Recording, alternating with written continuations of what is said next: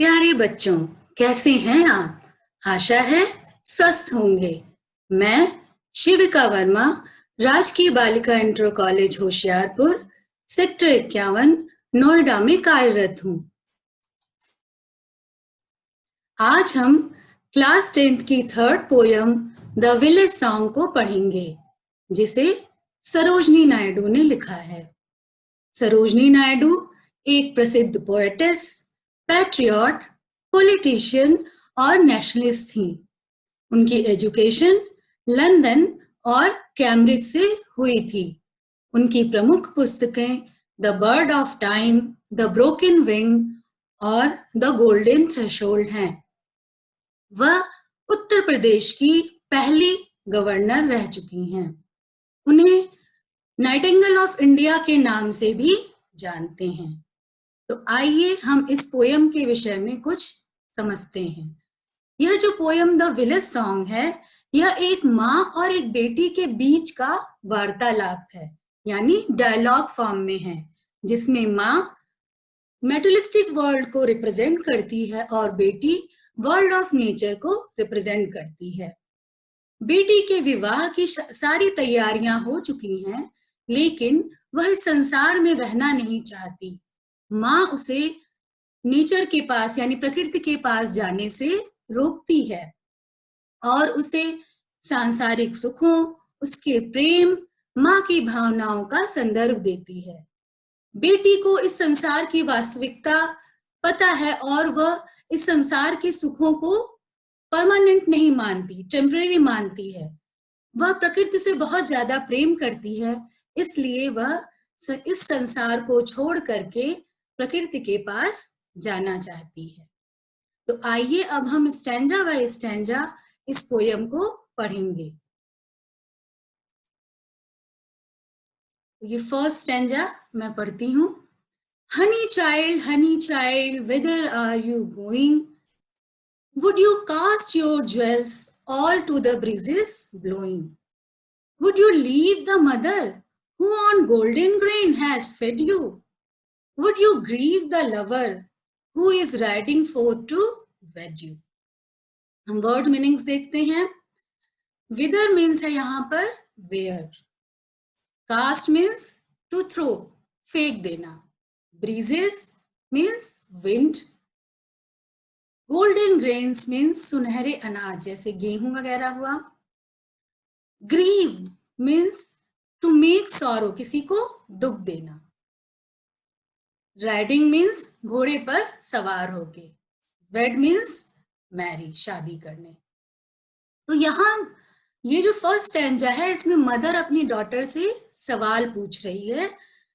क्या पूछ रही है? Honey child whither are you going, कि मेरी प्यारी बच्ची तुम कहाँ जा रही हो? Where are you going? Would you cast your jewels all to the breezes blowing, क्या तुम अपने इन गहनों को जो मैंने तुम्हारे विवाह के लिए बनवाया है, उन्हें यूं ही हवा में छोड़ करके, यूं ही हवा में फेंक करके चली जाओगी? Would you leave the mother who on golden grain has fed you? और क्या तुम अपनी उस माँ को जिसने तुम्हें इतने प्यार से पाला है, उसे भी छोड़ करके चली जाओगे, जिसने तुम्हें तुम्हारा लालन पोषण जो है वो बहुत ही अच्छे से किया, तुम्हारी अपब्रिंगिंग वो बहुत ही अच्छे से, बहुत ही प्यार, बहुत ही दुलार से की है, तो क्या तुम अपनी उस मदर को भी छोड़ करके चली जाओगी? Would you grieve the lover who is riding forth to wed you? और क्या तुम अपने उस होने वाले दूल्हे को भी छोड़कर चली जाओगी, जो तुमसे शादी करने के लिए आ रहा है घोड़े पर सवार होकर? तो तुम कहाँ जा रही हो मेरी प्यारी बच्ची? तुम्हें क्या प्रकृति से इतना प्रेम है कि तुम अपने सारे गहने, जो कि जिन्हें जो है बहुत ही प्यार होता है लोगों को अपने गहनों से, आभूषणों से, तुम उन सब को छोड़ करके, यूं ही छोड़ करके जा रही हो? तुम्हें अपनी माँ की भावनाओं को भी ध्यान नहीं रखा, तुम उन्हें भी छोड़ करके जा रही हो, और तुम अपने होने वाले दूल्हे को भी छोड़ करके जा रही हो। ये हुआ फर्स्ट स्टैंजा। सेकेंड स्टैंजा देखते हैं। Mother mine, to the wild forest I am going. Whereupon the champa boughs, the champa birds are blowing to the coil haunted river isles where lotus lilies glisten. The voices of the fairy folk are calling me. Oh, listen. Word meaning देखते हैं. Forest means जंगल में.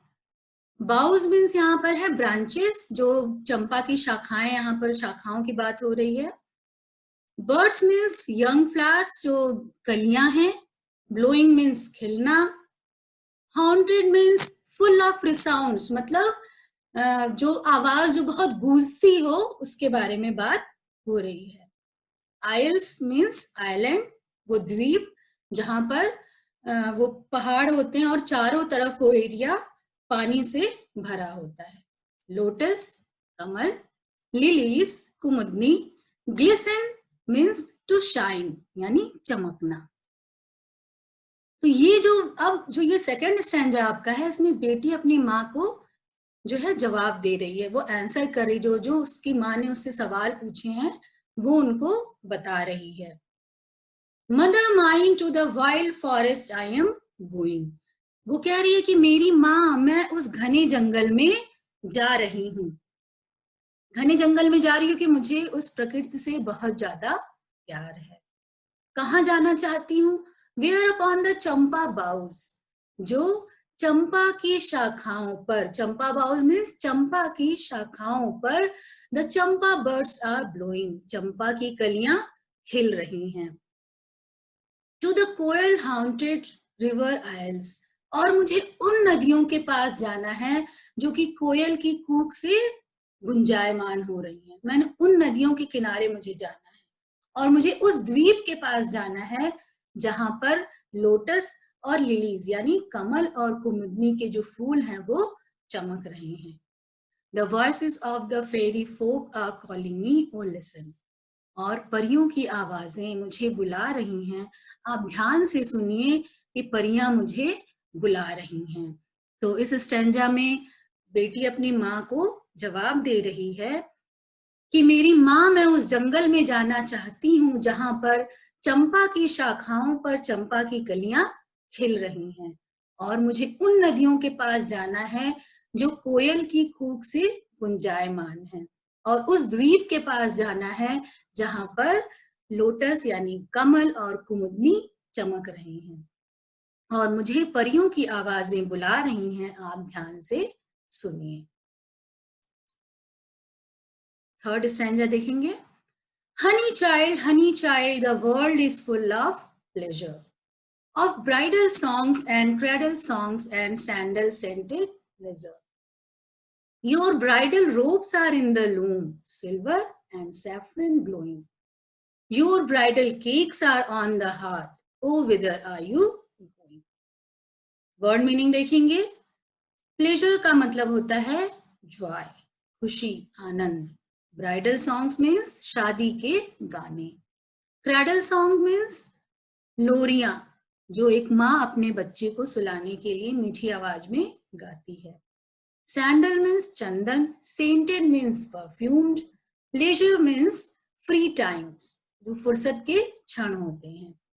Bridal ropes means कपड़े, जो शादी विवाह में बनाए जाते हैं वो कपड़े. लूम मीन्स हथकरघा, जहां पर कपड़े तैयार किए जाते हैं.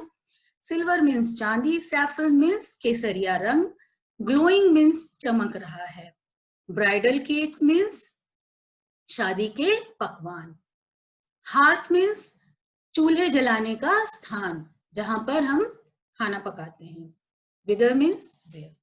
तो ये जो थर्ड स्टैंजा है, फिर माँ अपनी बेटी से कह रही है, माँ अपनी बेटी को समझा रही है, पूरी कोशिश कर रही है कि उसकी बेटी यहीं पर रह जाए और कहीं ना जाए. तो फिर वो समझा रही है कि मेरी प्यारी बच्ची, ये जो दुनिया है ये जो है सुख और आनंद से भरी हुई है, ये हर्ष और उल्लास से भरी हुई है. और ऑफ ब्राइडल सॉन्ग्स, और आज यहाँ पर शादी के गीत गाए जा रहे हैं. कल यहाँ पर लोरियों के गीत गाए जाएंगे, और तुम्हारे पास चंदन से सुगंधित फुर्सत के क्षण होंगे. मतलब जो तुम्हारा जीवन होगा वो सुख से, शांति, हर्ष और उल्लास के साथ आराम से व्यतीत होगा. ब्राइडल रोब्स, तुम्हारे शादी के कपड़े वो तैयार हो रहे हैं। सिल्वर एंड सैफरन ग्लोइंग, जिसमें चांदी और केसरिया कलर चमक रहा है। Your bridal cakes are on the हाथ, और शादी की तैयारियां पूरी हो रही हैं। तुम्हारी शादी में बनाए जाने वाले जो पकवान हैं वो चूल्हे पर चढ़े हुए हैं। फिर तुम कहाँ जा रही हो? माँ अपनी बेटी को रोकने की पूरी कोशिश कर रही है। वो बोल रही कि मेरी बच्ची, तुम इस संसार, ये जो संसार है पूरी तरीके से सुख और आनंद से भरा हुआ है, और यहाँ पर जो है शादी विवाह के गीत हैं, लोरियों के गीत हैं, और चंदन से सुगंधित जो है फुर्सत के क्षण हैं। इसमें तुम आराम से अपना जीवन बिता सकती हो। तुम्हारे जो कपड़े हैं जिसमें चांदी का कलर, केसरिया कलर चमक रहा है, वो तैयार हो गए हैं, और तुम्हारे शादी में बनने वाले जो पकवान हैं वो भी तैयार हो रहे हैं। तो इन सारी चीजों को छोड़ करके तुम कहाँ जा रही हो? Now, fourth stanza. The bridal songs and cradle songs have cadences of sorrow. The laughter of sun today, the wind of death tomorrow. Far sweeter sound the forest notes, where forest streams are falling. Oh mother mine, I can't stay, the fairy folk are calling. Word meanings देखते हैं. Cadences means जो tune होती है, लय होती है. Sorrow means दुख. Notes means यहाँ पर song से है. Streams means जो small rivers होती हैं वो. तो अब ये जो फोर्थ स्टैंजा है, बेटी फिर से वो बता रही है अपनी माँ को कि वो इस संसार में क्यों नहीं रुकना चाहती है, वो प्रकृति के पास क्यों जाना चाहती है। तो वो कह रही है कि the bridal songs and cradle songs have the cadences of sorrow, कि मेरी माँ जिन शादियों के गीत में, जिन लोरियों के गीत में आपको खुशी मिलती है, आपको आनंद मिलता है, आपको सुख मिलता है, उसमें मुझे दुख की लय सुनाई दे रही है, उसमें मुझे शोक गीत सुनाई दे रहा है, उससे मुझे वेदना सुनाई दे रही है। वो आपके लिए हर्ष और उल्लास और खुशी के गीत होंगे, लेकिन मेरे लिए तो वो दुख भरे गीत हैं। The laughter of sun today, the wind of death tomorrow. और जो सूर्य की हंसी आज हम देख रहे हैं, वो कल मौत की हवा में बदल जाएगी। सूर्य की हंसी का मतलब, सूर्य जो है वो रोशनी का प्रतीक है, तो सूर्य को इसीलिए खुशी से कंपेयर किया गया है कि, लेकिन सूर्य का भी तो अस्त होता है। तो सूर्य जो आज सूर्य की लालिमा आपको दिखाई दे रही है, जब सूर्य अस्त हो जाएगा, यानी इस दुनिया में सुख है अगर, तो दुख भी जरूर आएगा। तो आज जो सुख की बात है, कल वहां पर दुख होगा। Far sweeter sounds the forest notes, मतलब ये जो आपको शादियों के गीत, लोरियों के गीत अच्छे लग रहे हैं, मुझे उनसे कहीं ज्यादा अच्छी जंगल से सुनाई देने वाली जो आवाजें, जो गीत हैं, जो मधुर ध्वनि है, वो मुझे ज्यादा अच्छी लग रही है। और जो फॉरेस्ट की स्ट्रीम्स हैं, जो छोटी छोटी नदियां हैं, जब वो गिरती हैं तो उनसे जो गगलिंग साउंड होता है, उनसे जो कलकल छलछल की आवाज होती है, वो मुझे ज्यादा अच्छी लग रही है, मुझे वो ज्यादा प्रिय लग रही है। O mother mine, I can not stay, मेरी माँ, मैं यहाँ पर रुक नहीं सकती। The fairy folk are calling, मुझे परियां बुला रही हैं, तो मैं यहाँ पर बिल्कुल भी रुकना नहीं चाहती, मैं प्रकृति के पास जा रही हूँ। तो ये आपकी पोयम थी जिसमें 4 स्टैंजास थे, जिसमें से फर्स्ट और थर्ड माँ के की तरफ से बोले गए थे, और सेकंड और फोर्थ बेटी की तरफ से बोले गए थे। आइए अब हम जानते हैं कि आपके बोर्ड एग्जाम में ये क्वेश्चन आता है कि point out the rhyming words from the given stanza, मतलब आपको गिवन जो स्टैंजा आपको दिया गया है उसमें से राइमिंग वर्ड्स लिखने हैं। तो राइमिंग वर्ड्स क्या होते हैं? तो इसे समझने के लिए पहले हमें ये समझना होगा कि राइम्स क्या होते हैं। तो देखिए, the repetition of similar sound at the end of the word means कि किसी भी शब्द के आखिर में जो साउंड हमें सुनाई देता है, जो ध्वनि हमें सुनाई देती है, वो है राइम। और राइमिंग वर्ड्स क्या है? अगर एक वर्ड के अंत में जो ध्वनि हमें सुनाई दे रही, यानी जो साउंड हमें सुनाई दे रहा है, वह दूसरे वर्ड के अंत में भी सुनाई दे, सेम साउंड, तो वो हो गए हमारे राइमिंग वर्ड्स। मैंने कुछ एग्जाम्पल दिए हैं इसमें जो आपकी इसी पोयम से लिए गए हैं। तो आप देखिए, ग्लोइंग एंड ब्लोइंग। तो मैं अगर गोइंग को प्रोनाउंस कर रही हूं, गोइंग, गोइंग, लास्ट में जो साउंड सुनाई दे रहा है वो इंग का है। गोइंग, लास्ट का साउंड इंग का है। और ब्लोइंग को अगर मैं प्रोनाउंस करी, ब्लोइंग, तो इसमें भी साउंड जो आ रहा है वो इंग का है। तो यानी गोइंग और ये जो ब्लोइंग है, ये दोनों हमारे जो वर्ड्स हुए, ये हो गए राइमिंग वर्ड्स। दूसरे भी एग्जाम्पल देख लीजिए, ग्लिसन एंड लिसन। ग्लिसन न का साउंड आ रहा है, लिसन न का साउंड आ रहा है, तो ये दोनों जो है क्या हो गए, राइमिंग वर्ड्स। नेक्स्ट है फॉलिंग एंड कॉलिंग। फॉलिंग, इंग का साउंड आ रहा है फॉलिंग में भी, एंड कॉलिंग में भी वही साउंड आ रहा है, और दोनों साउंड आप ध्यान दीजिए कि वो वर्ड के आखिर में आ रहे हैं, तो ये दोनों जो हो गए आपके वो राइमिंग वर्ड्स हो गए। Next, sorrow and tomorrow. Sorrow O का साउंड आ रहा है, और टुमारो में भी ओ का साउंड आ रहा है, तो ये दोनों वर्ड्स हो गए वो राइमिंग वर्ड्स हो गए। अब राइमिंग वर्ड्स हमें पता चल गए, अब हम इन्हें कैसे पहचानेंगे? अगर कोई स्टैंजा दिया हुआ है तो हम इन्हें कैसे पहचानेंगे कि राइमिंग वर्ड्स कहाँ पर हमें मिलेंगे? तो ये देखिए, ये स्टैंजा इसी पोएम से लिया गया है। The bridal songs and cradle songs have cadences of sorrow. The laughter of the sun today, the wind of death tomorrow. Far sweeter sound the forest notes where forest streams are falling. Oh mother mine, I cannot stay, the fairy folk are calling. तो जैसे मैंने बताया, rhyming words जो होते हैं वो किसी poem की हर लाइन के आखिर में आते हैं, जैसे यहाँ पर सॉरो, ठीक है। नेक्स्ट लाइन आप देखेंगे तो उसके लास्ट में जो वर्ड आया है टुमारो, ये भी इस लाइन के आखिर में आया है, तो ये दोनों वर्ड्स हमारे हो गए राइमिंग वर्ड्स। ध्यान देना है आपको कि राइमिंग वर्ड्स किसी भी पोयम की हर लाइन के आखिर में आते हैं, ठीक है। दूसरी लाइन में देखिए, थर्ड लाइन में falling and calling. Falling rhyme कर रहा है कॉलिंग से, तो ये दोनों क्या हो गए, राइमिंग वर्ड्स हो गए।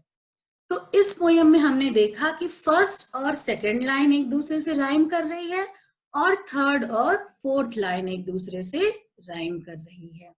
यानी अलग अगर हम पोयम में देखेंगे तो कभी कभी उसमें फर्स्ट और थर्ड लाइन एक दूसरे से राइम करती है, और सेकंड और फोर्थ लाइन एक दूसरे से राइम करती है। कभी कभी फर्स्ट और फोर्थ लाइन एक दूसरे से राइम करती हैं, और सेकंड और थर्ड लाइन एक दूसरे से राइम करती हैं। तो ये आपको राइमिंग वर्ड्स, आई होप कि आपको समझ में आ गए होंगे। नेक्स्ट, जो आपके जो बोर्ड एग्जाम में किस तरह के क्वेश्चंस पोयम से पूछे जाते हैं, ये भी मैं आपको बता रही हूँ। Read the following piece of poetry and answer the questions given below it. आपको ये जो स्टैंजा दिया हुआ है इसे पढ़ना है, और इस पे बेस्ड जो क्वेश्चन दिए हुए हैं उन्हीं का आपको आंसर लिखना है। तो कोई भी स्टैंजा आपके टेक्स्ट बुक से आ जाएगा, उस पे 2 क्वेश्चन पूछे जाएंगे, दोनों 2-2 मार्क्स से होंगे, तो टोटल आपके यहाँ पर 4 मार्क्स हुए। तो देखिए, ये स्टैंजा मैं इसी पोयम से मैंने एग्जाम्पल के लिए दिया हुआ है। Mother mine, to the wild forest I am going, where upon the champa boughs the champa birds are blowing, to the coral-haunted river isles where lotus lilies glisten, the voices of the fairy folk are calling me, oh listen. अब इसमें 2 सवाल, आपको 2 question पूछे जाएंगे, लेकिन example के लिए मैंने आपको 3 दे दिए हैं यहाँ पर। पहला क्वेश्चन देखिए, write the title of the poem from which the given piece of poetry has been taken. Who is the poet of the poem? इसमें पूछा गया है कि आपको ये जो पोयम दी गई है उसका टाइटल आपको बताना है और इसकी पोएट कौन है ये बताना है। तो आप क्या लिखेंगे? The title of the poem is the village song and the poetess of the poem is Sarojini Naidu. Next, who is calling the girl? उस लड़की को कौन बुला रहा है? तो आप देखिए इसमें स्टैंजा में ही दिया गया है, the voices of fairy folk are the girl. ये आपका आंसर हो गया। देन ये क्वेश्चन भी पूछा जा सकता है, point out the rhyming words in the stanza. तो आप देखिए यहाँ पर राइमिंग वर्ड्स कौन कौन से हैं। इसमें गोइंग है, यहाँ पर ब्लोइंग है, तो ये दोनों पहला राइमिंग वर्ड जो हो गए वो गोइंग एंड ब्लोइंग हो गए। दूसरे देखिए ग्लिसन है और लिसन है। तो आप लिखेंगे the rhyming words are going and blowing, glisten and listen. Next question क्या पूछा जाएगा आपसे, give the central idea of the one of the following poems. आपको 2 पोएम्स दिए होंगे, उनमें से किसी एक का आपको सेंट्रल आइडिया लिखना है और इसमें ऑप्शन भी आपको मिलेगा। Right 4 lines from one of the poems given in your text book, do not copy out the lines given in the question paper. तो आपको जो है किसी आपके टेक्स्ट बुक में किसी भी पोएम की 4 लाइन आपको लिखनी है जो कि टेक्स्ट बुक जो कि क्वेश्चन पेपर में ना आई हो। तो इसके लिए आपको मिलेंगे 3 मार्क्स। तो 4 and 3 7 मार्क्स का आपका जो है इस पोएट्री से आता है। नेक्स्ट, ये सेंट्रल आइडिया आपको कैसे लिखना है इस पोएम का, ये भी मैं आपको बताती हूँ। The poem the village song is composed bye Sarojini Naidu. It is a very beautiful and dramatic dialogue between mother and her daughter unfolds the theme. ये समझ में आ गया होगा आपको कि मदर और डॉटर के बीच का ये डायलॉग है जिससे हमें इस थीम का पता चलता है। The theme of the poem is a comparison between world of human being and that abounds in material pleasure and the world of nature that is contrary to it. इसमें जो है जो मेटेरियलिस्टिक वर्ल्ड है और जो world of nature है उसके बीच में कंपैरिजन किया गया है। और ये जो भौतिकवादी दुनिया है, जो सांसारिक दुनिया है, वो प्रकृति की दुनिया से बिल्कुल अलग है। The mother represents the material world. जो मदर है वो भौतिकवादी जो सुखों को रिप्रेजेंट कर रही है, बता रही है, और वो she recounts some of the features of this human material world like jewellery, marriage, bridal songs, cradle songs, sandal scented leisure। वो भौतिकवादी सुखों जैसे ज्वेलरी, शादी, विवाह के गीत, लोरियों के गीत और फुर्सत के क्षणों के बारे में बात कर रही है। Daughter represent the world of nature. और जो डॉटर है वो प्राकृतिक दुनिया को रिप्रेजेंट कर रही है। The blossoming of Champa, the islands in the river surrounding with cuckoos cooing, gurgling of streams attract the daughter। तो जो डॉटर है उसे जो है चंपा का खिलना, चंपा की कलियों का खिलना और जो कोयल की आवाज से प्रतिध्वनित जो रिवर की सराउंडिंग है वो, और नदियों की कलकल छलछल आवाज जो है वो उसे ज्यादा अट्रैक्ट कर रही है। For her, the call of nature is full of peace and happiness instead of this materialistic world। उसके लिए, उस बेटी के लिए जो प्राकृतिक दुनिया है वो सुख और शांति से भरी हुई है बजाय कि इस भौतिकवादी सांसारिक दुनिया के। Her spell is too strong to be broken। और उसकी बेटी का जो प्राकृतिक दुनिया के प्रति जो मोह है, जो लगाव है, वो इतना स्ट्रांग है कि उसे आसानी से तोड़ा नहीं जा सकता है। The poetess depicts the virtues and magic of nature with great skill and spirituality, which makes the lyric the gem of excellence। तो इसमें क्या है, पोएटेस ने इतनी कुशलता के साथ इसको लिखा है, इस पोयम को, कि ये इस पोयम को एक उत्कृष्ट पोयम बना देती हैं।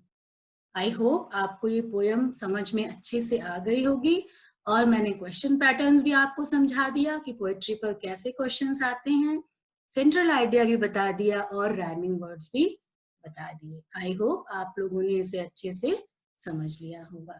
Thank you.